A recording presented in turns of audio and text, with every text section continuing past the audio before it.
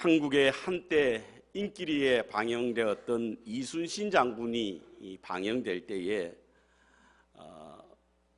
우리 믿음의 공동체 한 모퉁이에서는 이순신 장군이 천국에 갔을까 가지 않았을까에 대한 논쟁이 있었습니다. 구원을 받았을까 받지 않았을까, 특별한 어떤 대상을 두고 한 말은 아닌 것 같고요. 예수님을 알기 전에 있던 사람들은 어떻게 되었을까에 대한 질문이 아마 그렇게 되었던 것 같습니다. 여러분 어떻습니까? 갔을까요? 가지 못했을까요? 알 수 없습니다. 알 수 없습니다. 우리가 한 사람이 천국에 가고 그렇지 않고를 단정적으로 말할 수는 없습니다. 그것은 전적으로 하나님의 소관이기 때문에 그렇습니다. 그 사람이 구원을 받고 받지 않고는 하나님과의 관계가 어떻게 되었는가에 따라 결정되는 것이고요. 그 관계를 우리는 제3자는 알지 못하기 때문에 단정하는 것은 매우 위험하다라고 할 수 있습니다. 그리스도인에게 가장 경계되어야 될 좋지 않은 습성 가운데 하나가 뭐냐면 바로 사람을 판단하는 거거든요.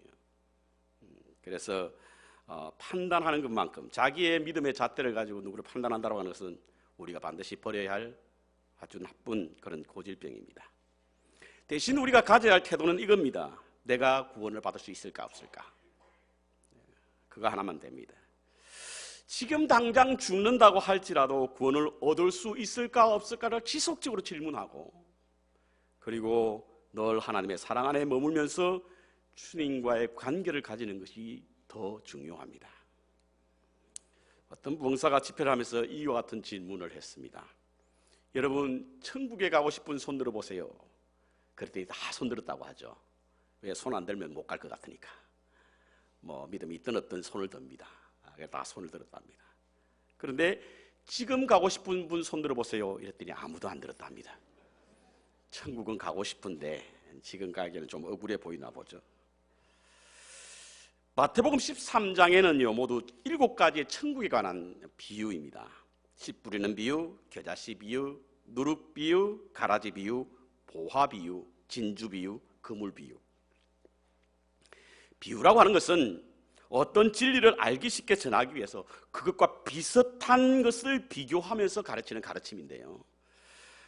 오늘 예수님께서 말씀하신 이 비유, 천국에 관한 비유는 사실은 천국의 신비지 않습니까? 가리워져 있습니다. 그래서 우리는 알 수가 없습니다. 알 수 없는 미지의 세계, 신비로 가려져 있는 하나님의 세계, 그 천국을 예수님은 우리에게 이해하기 쉽도록 비유로 말씀해 주고 계신 것입니다. 오늘 이 비유를 통해서 우리가 과연 그럼 천국은 어떤 곳일까에 대하여 제 나름대로 정리를 한번 해보았는데요. 첫 번째로는 천국은 옥토와 같은 마음을 가진 사람들 속에 있다. 그것은 씨 뿌리는 비유를 통해서 알 수가 있습니다. 천국은 여기 있다 저기 있다 하니 너희 가운데 있다. 너희 가운데, 너희 속에, 너희의 마음에.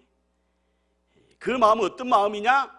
하나님의 말씀이 떨어졌을 때 옥토와 같아서 그 말씀을 마음판에 새기고 싹씨 나고 열매를 맺어 하나님의 영광에 이르는 사람이 바로 천국의 삶을 사는 것이다, 이겁니다.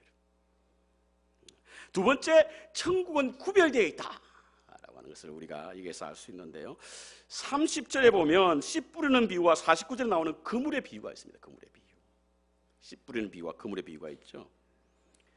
여기에는 우리 모두가 다 천국에 들어가지 않는다는 말씀이에요. 결산할 때가 온다는 겁니다. 그래서 알곡과 가라지를 분리시킨다는 겁니다. 좋은 물고기와 그렇지 않은 물고기를 분리시킨다는 거예요. 그래서 모든 사람들이 다 천국에 들어가지 않는다. 30절부터 보면 가라지 비유를 통해서 불에 태워질 것이다 이렇게 말씀하고 있고, 50절에 보면 풀무불에 던져 넣을 것이다 이렇게 말씀하고 있습니다. 세 번째로 천국은 오늘 이 비유를 통해서 보면요 점점 더 퍼져나갈 것이다, 확장되어 나갈 것이다 라고 하는 그런 말씀을 하고 있습니다. 이 31절부터 보면 씨 뿌리는 비유와 누룩의 비유 있죠. 겨자씨, 가장 작은 씨라고 알려져 있습니다. 지금은 이보다 더 작은 씨가 있다고 하는데요, 성경이 쓰여질 때만 해도 가장 작은 씨라고 하는 상징적으로 사용되는 것이 바로 이 겨자씨였는데, 이 겨자씨가 땅속에 파묻혀서 그곳에 싹이 나면 나물보다 더 큰 나무가 되어서 열방의 새들이 그곳에 깃든다. 굉장히 커진다는 이야기지요. 누룩도 마찬가지지 않습니까? 굉장히 퍼져나가는, 굉장히 커지는 거죠. 그래서 점점 하나님의 나라가 퍼져나갈 것이다 라고 하는 그런 의미로 우리가 천국을 생각할 수가 있습니다. 자, 이와 같은 이유 때문에 흔히 신학계에서는요, 이 천국을 뭐라고 이야기하냐면 시간적으로는 점진적이고 급진적으로 이루어질 것이고 공간적으로는 현재성이 있고 미래성이 있는 곳이다, 이렇게 이제 설명하고 있습니다. 이게 무슨 말씀이냐면 하나님의 나라라고 하는 것은 이 누룩과 겨자씨와 같이 점점 퍼져나갈 것이라는 이야기예요. 점점. 그렇지만 언젠가 때가 되면 주님이 이 땅에 다시 오심으로 급진적으로 하나님의 나라가 이루어질 것이다, 이겁니다. 뿐만 아니라 우리 공간적으로는 지금 현재 하나님의 나라가 이미 이루어진 거죠. 그렇죠? 회개하라, 천국이 가까웠다라고 하는 예수님 말씀하셨잖아요. 그렇지만 미래 언젠가인건 주님께서 이 땅에 다시 오셔서 하나님의 나라를 완성할 것이다. 그래서 천국은 시작되었고 완성은 주님께서 오시는 그날이다. 이게 이제 바로 우리가 갖는 믿음인데요. 흔히 이와 같은 것을 목사님 너무 천국에 가는 게 모순적이죠. 모순이 아닙니다, 여러분. 조화입니다, 조화. 하나님의 나라는요, 하나님과 우리 인간이 함께하는 소위 말하는 신인동형론, 하나님과 우리가 함께하러 만들어가는 곳이 바로 천국이고, 그래서 시간적으로는 점진적이지만 우리 주님 오신 그날에는 급진적으로 이루어질 것이고, 공간적으로 지금 현재 우리나라가 하나님의 나라가 이루어졌고, 그리고 미래 어느 날 주님이 다시 오심으로 완성될 것이다. 이것이 바로 천국에 관한 개념입니다. 우리 시대 최고 변증가로 알려졌던 톰 라이트라고 하는 분이 계신데요, 이분이 이것을 잘 설명하고 있습니다. 그 책 마침내 드러난 하나님의 나라라고 하는 책인데, 이 책을 추천하는 분들이 참 많아요. 그 책에 보면 하나님 나라에 대한 그런 온전한 의미, 곧 구원에 관한 온전한 의미를 설명하고 있는데, 하나님의 나라라고 하는 것은, 곧 구원이라고 하는 것은 단지 영혼이 아니라 인간 전체, 마음을 포함한 인간 전체에 관한 것이고, 미래에 대한 것이 아니라 현재에 관한 것이며, 하나님이 우리 안에서 우리를 위해서 그리고 우리를 통해서 하시는 일이 바로 하나님의 나라이며 구원이다, 이렇게 설명하고 있습니다. 이는 하나님의 나라는 장차 죽어서 우리의 영혼이 가는 그것만 아니라는 이야기예요. 저는 오늘 본문을 44절부터 52절까지 읽었습니다. 그리고 그 제목을 천국 제자라고 삼아봤습니다. 이는 바로 예수님께서 7가지의 천국에 관한 비유를 하시고 난 이후에 제자들을 향하여 이 모든 것을 깨달았느냐? 라고 묻고는 52절에 그러므로 천국의 제자된 서기관마다, 이렇게 설명하고 있는 그 말씀 때문에 제가 천국 제자라고 하는 제목을 세워봤습니다. 천국 제자가 되기 위해서는요, 우리는 먼저 천국의 신앙이 있어야 됩니다. 천국 신앙. 천국 신앙이 무엇인가? 천국 신앙. 무엇이 천국 신앙인가? 내가 죽으면 천국 간다, 이게 천국 신앙이 아니라는 거예요. 먼저는 천국 신앙이라고 하는 것은 천국은 보화와 같다 라고 믿는 것이, 보배로 여기는 것이 바로 천국 신앙입니다. 천국은 보배와 같이. 여러분, 보화는요, 당시나 지금이나 가장 값진 것, 가장 귀한 것을 말할 때 이 말을 쓰지 않습니까? 우리 자녀들을 말할 때 어이구 보배 같은 녀석, 뭐 이렇게 이야기하잖아요. 그렇죠? 우리 청년 가운데 이름이 정말 보석인 아이도 있습니다, 여러분. 보배와 같이 얘기해요. 굳이 그 이름을 보석이라고 얘기하지 않아도 누구나 할 것 없이 우리 가정에 가장 귀하기 때문에 보석과 가장 소중하기 때문에 보화와 같이 그렇게 여기는 것입니다. 천국의 신앙을 가진 사람은요, 하나님의 나라가, 천국이 보배와 같이 여기는 사람이 바로 천국의 신앙을 가진 자입니다. 가장 귀하고 가장 소중한 것으로 여기는 겁니다. 우리가 사모할 것이고 우리가 꿈꾸는 것이 바로 천국입니다. 그것이 천국 신앙 가진 자예요. 저는 저희 어머님이 돌아가시기 전에 잠시 임사 체험을, 잠깐 죽음의 체험을 하시고 다시 돌아왔던 적이 한 2분 있는데요, 그렇게 다녀오시고 난 이후에 남기신 말을 마음속 깊은 곳에 담고 있습니다. 아마 제가 좀 옆에 있었다고 한다면 저희 어머님이 그러니까 죽음을 맛보고 나서 돌아오셨을 때 뭘 봤냐고 좀 물었을 텐데, 저희 누이가 계셨기 때문에 물어보지 않았다는 거예요. 지금 생각해보면 설령 물어보았다 하더라도 아마 어머님이 설명할 수 있었을까?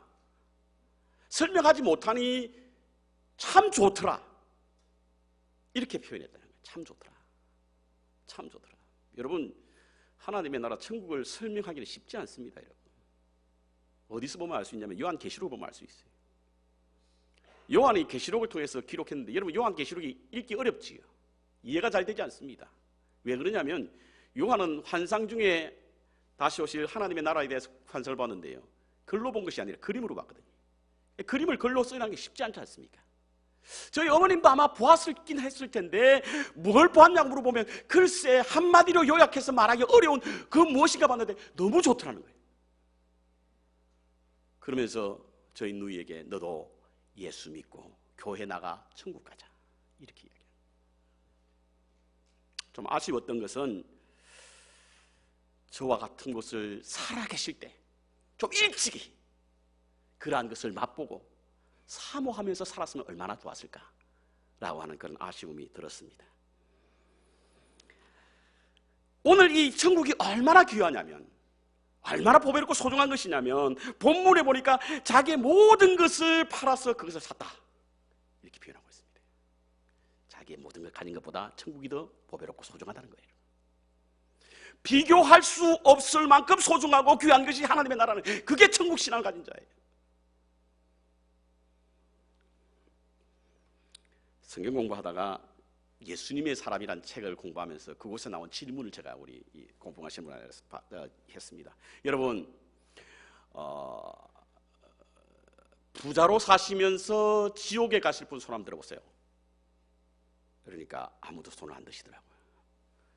그래서 2번, 거지로 살면서 천국에 가시고 싶은 분, 이러니까 아무도 손을 안 드는 거예요. 그러면서 제게 말씀을 하지 않지만 이런 표정이에요. 목사님 혹시 3번은 없어요? 3번? 3번은 없어요. 부자로 살면서 천국에 가고 싶은 분. 성경에는요, 가난하게 살면서도 천국 가는 게 좋대요. 그러니까 자기의 소유를 다 팔아서 천국을 사잖아요. 천국이 그만큼 소중하다는 겁니다. 천국이 그만큼 귀하다는 거예요. 천국의 신앙을 가진 사람들은요, 이와 같이 하나님의 나라 천국을 소중히 여기는 사람입니다. 두 번째, 천국의 신앙을 가진 사람은 천국을 발견하고 찾는 사람들입니다. 찾고 발견하는 사람이에요. 오늘 본문을 여러분 상세하게 읽어보면요, 농부도 보화를 찾았고 진주장사도 보화를 찾았답니다. 하나님의 나라라고 하는 것은 감추어져 있어요. 그래서 모르지 않습니까? 세상 사람은 지금도 몰라요. 하나님 나라 이야기하면 왜 그게 어디 있냐고 말합니다. 왜? 감추어져 있기 때문에. 오늘 본문에도 감추어져 있습니다. 그래서 우리가 하나님의 나라를 위하여 찾아야 합니다, 여러분.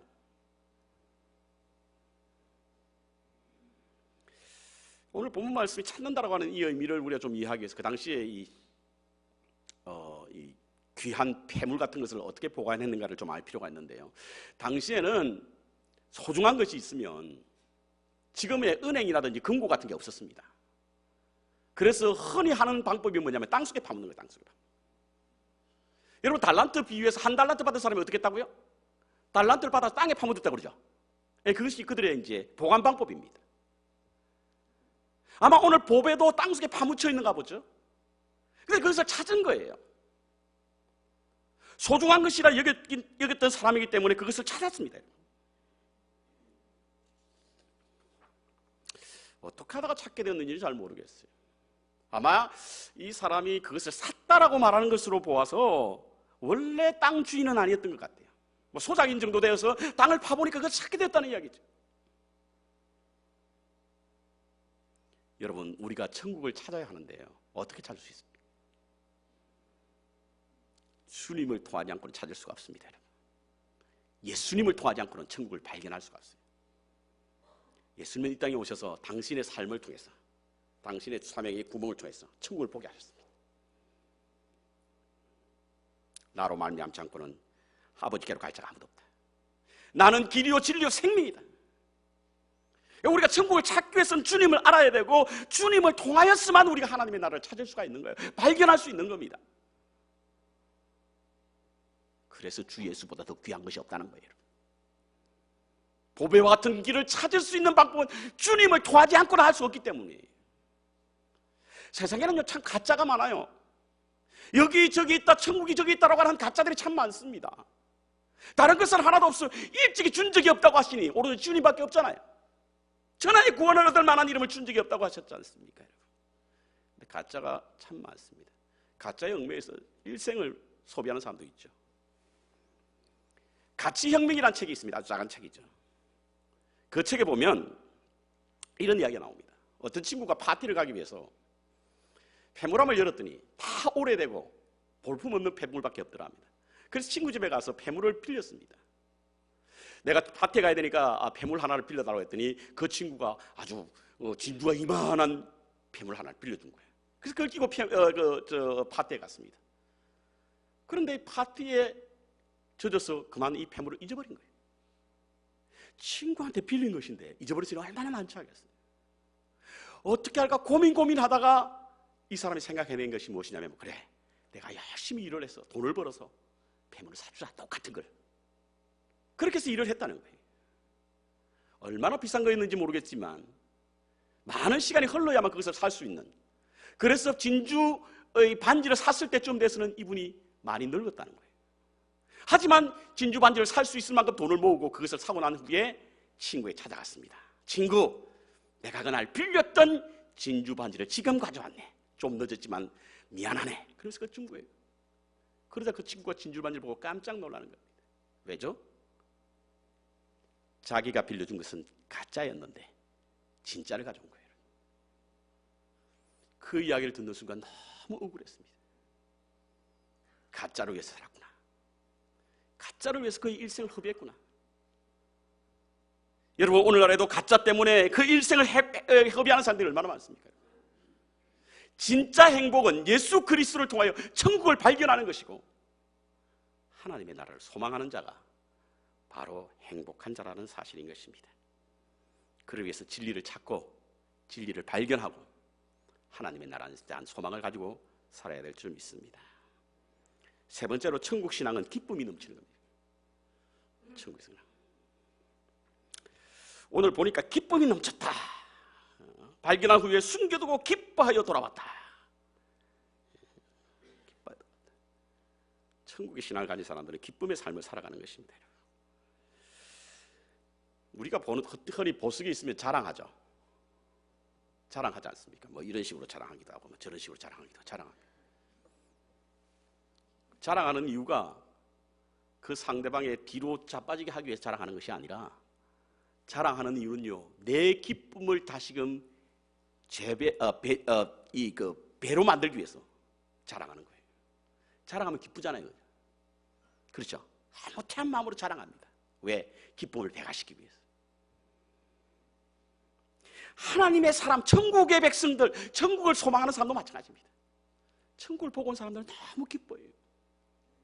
그렇게 기쁠 수가 없다는 거예요.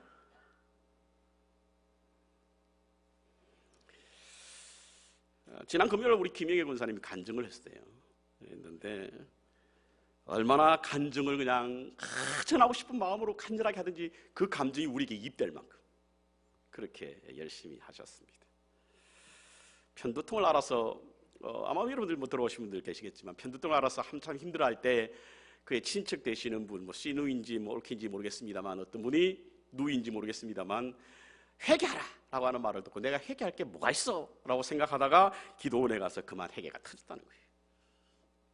그런데 우리 권사님이 회개가 터지니까 막 눈물이 나는데 마치 한여름 장마철에 비가 퍼붓듯이 쏟아지는 눈물을 경험했다는 거예요. 그걸 얼마나 그걸 강조하는지 여러 번 들었어요. 그걸. 눈물이 그냥 그 여기서부터 막 내렸다고 하는 이야기를 여러 번 봤어요. 저는 그 마음 이해합니다. 그분 이해합니다. 여러분, 회개 눈물이라고 하는 것은요, 회개 눈물이라는 것은 우리의 마음속에 연민의 정이라든지 혹은 슬픔 때문에 흘리는 눈물이 아니에요. 회개 눈물은 눈물은 나지만 기쁨이 있는 것이 회개 눈물입니다. 왜? 내가 하나님 나라를 보았다는 것 때문에, 내가 구원함을 입은 하나님의 거룩한 백성이 되었다는 것 때문에, 그래서 기쁨이 넘치는 거예요. 울기를 하는데 웃으면서 우는 것이잖아요. 눈물은 나는데 사람들에게 부끄러운 줄 모르고 하는 눈물, 그것이 바로 천국을 경험한 천국 신앙을 가진 사람들의 눈물입니다. 그래서 우리는 천국 신앙을 가져야 합니다. 천국 신앙을 가지면요, 우리의 삶이 변화가 일어납니다. 천국 신앙을 가지면 삶의 변화가 일어나요. 왜 그럼 삶의 변화가 일어날까? 그 한 세 가지 정도로 보면요, 첫 번째로 천국 신앙을 가지게 되면 우리가 바라보는 관점이 달라져요. 관점이 달라져요. 바라보는 것이 달라져요. 보는 것이 다릅니다, 여러분. 쉽게 말하면 이 가치관이 달라진다고 그러나요? 삶에 가장 가치 있고 보람 있는 것으로 여겼던 사람들이 천국의 신앙을 가고 보니까 완전히 다른 거예요. 하늘에 속한 사람이기 때문에 세상 것에 구속함을 받지 않기 때문에 세상에 가지는 모든 욕심 버립니다. 자기의 유익을 구하지 않습니다. 하나님의 나라와 다른 사람의 유익을 먼저 구하게 되죠. 기도의 내용도 달라지고 우리가 추구하는 목표와 그리고 우리가 추구하는 방향도 다릅니다. 세상에서 가장 귀하게 여겼던 것이 하찮게 여겨지고요, 세상에서 추구하던 것이 형편없는 것과 같이 보이는 것이 바로 천국 신앙을 가진 사람. 왜? 보는 것이 다르기 때문에. 세상에서 얻으려고 하는 것이 다 무가치해 보여요. 천국을 가진 사람. 사람들의 시선, 사람들의 칭찬, 사람들의 인정, 이것 받으려고 하지 않습니다. 왜냐하면 보는 것이 다르기 때문입니다. 사도 바울 스님이 그랬지 않습니까, 여러분? 그는 주님을 만나고 나서 하나님의 나라를 보고 난 이후에 자기가 가장 고귀한 것으로 여겼던 것을 마치 배설물과 같이 여겼다고 고백하고 있습니다. 배설물이 뭐예요? 버리는 거 아니에요. 왜냐하면 천국의 신앙을 갖게 되면 보는 것이 달라지기 때문에 그렇습니다. 하나님의 나라에 눈을 뜨고 나면 그 영광스러운 모습으로 영적인 시각이 열리니까 보는 것이 달라지고, 보는 것이 달라지니까 삶이 변하는 거예요. 두 번째로 천국 신앙을 갖게 되면요, 하나님의 통제를 받습니다. 하나님의 통제. 여러분, 하나님의 나라는요, 장소적 개념이 아니라 통치적 개념입니다. 여러분, 통치적 개념. 그래서 어느 특정한 장소에 가는 것이 천국이 아니라 오늘 우리의 삶 속에서 하나님의 통치를 받느냐 받지 않느냐에 따라서 하나님의 나라가 확정되는 거예요. 아무리 어려운 환경 속에 살아도요, 그 속에 하나님의 통치, 하나님의 인재, 하나님의 함께 하심을 보면 그것이 바로 천국입니다.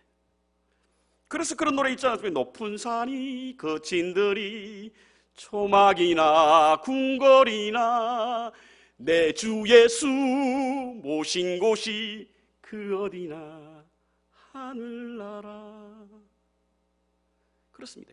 주님의 통치를 받는 곳이 바로 하나님의 나라입니다. 주님의 통치를 받으니 삶이 변하잖아요. 하나님의 통치를 받고 나니까 삶이 변하는 거예요. 삶이 변하지 않는 이유는 내가 아직까지도 내가 나를 통치하기 때문에 그런 거예요. 내가 나를 다스리기 때문에 그렇습니다.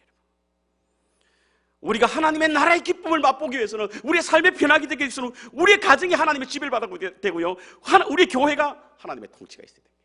그래야 변합니다. 지난주에 집사람이 운전하다가 경미한 차 사고가 났습니다. 너무나 그 유명한 파넬 앞에서. 집사님 차가 필요해가지고 아르바이트 가는 아이를 드랍해주고 오다가 파킹장에서 나오는 어떤 차가 우리 차를 이렇게 친 거예요. 큰 사고는 아니었고 아주 경미한 사고였는데요. 제가 본 것은 아니고 집사람의 이야기를 들어보니까 자기는 직진하고 있었는데 파킹해놨던 차가 나오면서 그 길을 들어서다가 그냥 집사람 차를 이렇게 쳤다라고 합니다. 내려서 보니까 운전하신 분이 연세가 많으셔서 사고조차도 제대로 인지하지 못하는 그런 분이셨다고 하는데요. S가 달려가서 할아버지한테 설명을 했는데도 귀가 어두워서 잘 들리지 않는다라고 말씀하시고 또 자신은 모른다는 말만 계속 반복했다고 합니다. 근데 마침 이제 그 옆에 있는 은행에 그 딸의 친구가 다니고 있었는데 그 모습을 보고 아마 그 친구가 딸에게 연락해서 그 딸이 달려와서 그 사이에 또 우리 경찰이 와서 모든 것이 다 이제 끝이 났습니다. 사고 난 후에 제가 가만히 생각을 해보았습니다. 차라고 하는 것은 우리의 생활에 참 편리를 가져다 줍니다. 그런데 누가 운전하는지에 따라 다른 거예요. 누가 운전하는지에 따라서. 어떤 사람이 운전하게 되면 차는 다른 사람에게 불행을 가져다주는 무기가 될 수 있습니다. 어떤 사람이 운전하에 따라서 그것은 우리의 사생활 속에 가장 편리한 그런 운송수단이 됩니다. 누가 운전하느냐. 여러분, 우리의 마음속에 운전수는 없습니까? 우리의 마음속에 운전은 누가 하고 있습니까, 여러분? 내 마음속의 운전이 나의 정욕이 운전하고 있는 것은 아닙니까, 여러분? 나의 이기심이 운전하고 있는 것은 아닙니까? 나의 야망이 운전하고 있지 않습니까? 그러면 우리로 인해서 다른 사람의 불행을 겪는 거예요. 우리의 심령이 우리를 운전하신 내 마음의 운전수가 하나님일 때만 타인에게 행복을 가져다 줄 수 있는 줄 믿습니다. 천국의 신앙 가진 사람은요, 하나님의 통제를 받는 사람이에요. 세 번째로, 천국의 신앙을 가진 사람은 유혹과 시험에도 이기기 때문에 삶이 변화가 됩니다. 유혹과 시험에 흔들리지 않기 때문에. 우리는 흔히 천국은 죽어서 간다고 생각하시죠. 천국은 죽어서 간다고. 그래서 천국 신앙은 저 세상을 위한 것이라고 생각하는데요, 그렇지 않습니다. 천국 신앙은 사후에 필요한 것이 아니라 현재 신앙생활에 필요합니다. 바꾸어 말씀드리면 천국 신앙은 잘 죽기 위한 것이 아니라 잘 살기 위한 것입니다. 천국 신앙은 오늘날 믿음의 삶을 살아오는 우리에게 있어 찾아오는 모든 위기와 모든 유혹과 모든 시험에서 잘 극복하게 하는 힘이 되는 것이 바로 천국 신앙이에요. 천국 신앙이 없으면 우리는 작은 유혹에도 넘어집니다. 마귀의 공격에 넘어지고 사단의 시험에 빠져나오지 못하게 됩니다. 하지만 천국 신앙이 있는 사람은 어떤 협박에도 결코 굴하지 않습니다. 순교자들의 대개는 그렇지 않습니다. 순교자들 대개는 천국 신앙이 있었기 때문에 그들은 굴복하지 않았습니다. 전남 영광군에는요, 야월교회와 염산교회가 있습니다. 그리고 그 옆에 신안군에는 문중경 전도사님의 기념관이 있습니다. 이 세 곳 모두가 다 6.25 사변 때 서울이 수복되는 과정에서 공산당이 철수하면서 그 주민들을 잔악하게 죽였던 성교의 흔적이 남아있는 곳이 바로 그곳입니다. 야월교회는요, 아이들까지 포함해서 전 교인 65명이 순교를 했대요. 염산교회는 교인의 3분의 1인 77명이 순교했대요. 이렇게 전 교인이 순교를 당한 것과 많은 사람들이 집단 순교를 당한 것은 세계 기독교의 역사상 유례없는 일이라고 말합니다. 어떻게 그렇게 순교를 당할 수 있었죠? 어떻게 그렇게 순교를 당할 수 있을까요? 그들은 철저한 천국 신앙으로 죽음도 두려워하지 않았기 때문에 그렇습니다. 그들은 한결같이 자기가 죽으면 천국에 간다는 확신을 가지고 있었습니다. 그래서 물속에 들어갈 때도 그들은 찬송을 불렀다고 합니다. 형장에 끌려갈 때도 자기를 끌고 가는 공산주의자들을 향하여 예수 믿고 천당 가세요라고 말했습니다. 등에 업혀 아기가 칭을 대자 죽음을 앞둔 언니가 울지 마라, 지금 천국에 가는 중이다. 그들은 모두 천국 신앙으로 무장된 용사들이었습니다. 그래서 염산교회 뜰에 순교자들을 가리키는 시비가 있는데요, 그 시비의 제목이 우리는 천국 간다 이겁니다. 그렇습니다. 천국의 신앙은요, 위기에도 넘어지지 않게 하고 어려움에도 자빠지지 않게 합니다. 모든 시험에 쓰이고 모든 유혹에서 극복하게 만드는 것이 바로 천국 신앙입니다. 그렇다고 한다면 천국의 제자라는 어떤 사람인가, 이 말씀만 마치고 마치겠습니다. 오늘 예수님께서 천국에 관한 설명을 다 하시고 난 후에 깨달았느냐? 제자들이 예, 그러하오다 라고 했더니, 그러므로 천국의 제자들 서기관마다, 천국의 제자는 알겠는데 서기관은 무슨 뜻이에요? 서기관은 여러분 성경을 집필하는, 성경을 필독하는 사람입니다. 어떤 것, 새 것과 흠 것, 일반적으로 이게 논쟁이 있긴 합니다만 새 것은 신약을 말하는 것이고 흠 것은 바로 구약을 말하는 것인데요, 하나님의 나라가 예언되었고 하나님의 나라가 선포된 이것을 곳간에서 가져오는 사람과 같은 그러한 사람이 바로 천국의 제자고, 이를 위하여 서기관들 불렀다 이겁니다. 곧 너의 삶이 천국을 선포하는 그런 제자가 되어라 이겁니다. 우리의 삶이 천국 제자가 되라 이거예요. 저는 인간력이 참 좋아서 가끔 했었는데요. 어느 책에서 본지 모르는데 아마도 그 책에서 본 것 같습니다. 우는 자와 함께 울라. 사모님이 쓴 책이죠. 누가 빌려갔는데 제 사무실에 안 가져와가지고 확인할 길이 없어서 그냥 대충 이렇게 설명드립니다. 어디에 관한 이야기냐면 연세대학교 세브란스 병원에서 있었던 일입니다. 그곳에는 암센터가 있는데 암병동이 있는데 그 암병동은 어떤 곳이냐면 대개는 호스피스와 같이 거의 이제 삶의 마지막 종착점에 와 있는 분들이 모여 있는 곳이 바로 그 암병동입니다. 그런데 그곳에 한 남자가 아이비가 매달려 있는 막대기를 가지고 각 병실을 방문하면서 여러분 예수 믿으십시오 라고 말하는 사람이었어요. 이분이 어떤 분이냐면 대장암 말기 환자예요. 언제 하나님의 부르심을 받을지 모르는 사람이었습니다. 각 병동마다 들어가서 여러분 나는 대장암 말기 환자입니다. 언제 죽을지 모릅니다. 어쩌면 내일 나를 보지 못할지도 모릅니다. 그러나 저는 슬퍼하거나 우울해하지 않습니다. 왜? 천국 갈 것이기 때문에. 대개는 암 환자들의 마지막 장면은 매우 우울증에 빠진다고 그러죠. 죽음을 두려워하지 않습니까? 무서워하거든요. 근데 이번에 천사와 같은 얼굴로 각 병실을 다니면서 여러분 염려하지 마십시오. 예수를 믿으면 하나님 나라에 갈 수 있습니다. 많은 사람들이 그 이야기를 듣고 예수를 믿게 되었다라고 하는 이야기가 그 책에 나오는 것입니다. C.S. 루이스는 같은 말을 했습니다. 역사를 더듬어 볼 때 이 세상을 위해 가장 많이 일한 사람은 누구인가? 그 사람은 바로 천국을 가장 많이 생각했던 그리스도인이다. 요한 1서를 강의했던 김영복 목사님이 쓴 책에 보면요, 예수를 믿고 천국을 향하는 것은 구원의 배에 오르는 것이 아니라 구원의 길에 들어서는 거다, 이런 이야기죠. 참 감동적인 이야기입니다. 여러분, 구원의 배와 구원의 길이 뭡니까? 구원의 배라는 것은 배만 타면 그냥 앉아있어도 가는 것이 구원의 배입니다. 그러나 그건 아니잖아요. 우리가 하나님으로 향하는 철로 역정은요, 앉아만 있으면 가는 것 아닙니다. 주님의 길을 걸어야 합니다. 주님이 먼저 가신 그 길을 걷는 것이 바로 철로 역정, 하나님의 나라를 가는 길입니다. 그 속에서 많은 시험이 있습니다. 많은 유혹이 있습니다. 많은 넘어짐이 있습니다.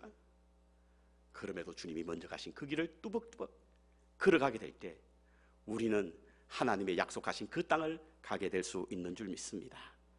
교회는 천국 신앙이 희미해졌을 때의 위기를 겪었습니다. 성도는 천국의 신앙이 약화되었을 때 거룩을 상실했고 능력을 상실했습니다. 세상과 타협하게 되었고 세상 속에 침몰하고 말았습니다. 우리는 다시금 천국 신앙을 회복해야 될 줄 믿습니다. 그리고 천국 제자로서의 삶을 사셔야 합니다. 그래야만 하나님의 꿈인 회복과 변화, 열정의 삶을 살 수 있는 줄 믿습니다. 분명한 천국 신앙으로 우리의 세상을 보는 관점이 달라지고 우리의 삶에 하나님의 통치자가 되며 어떤 시험에도 흔들리지 않는 믿음의 삶으로 하나님의 꿈을 이루어 가시는 저와 여러분 되시기를 주님의 이름으로 축원합니다.